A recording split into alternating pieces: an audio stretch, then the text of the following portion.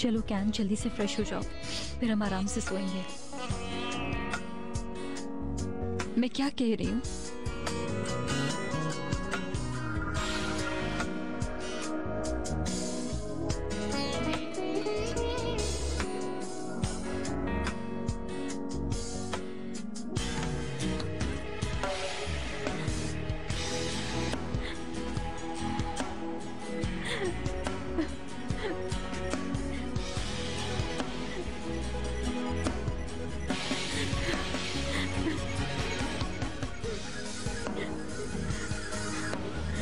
अम्मा रोए नहीं प्लीज।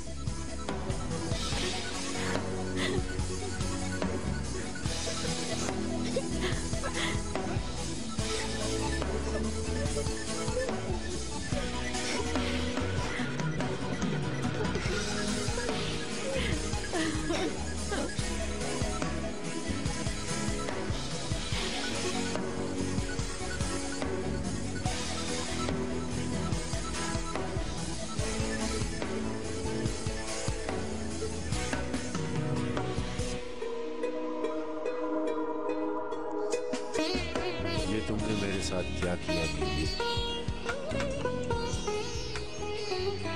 तुम्हारी रफाकत मेरे लिए अजाब क्यों बन गई?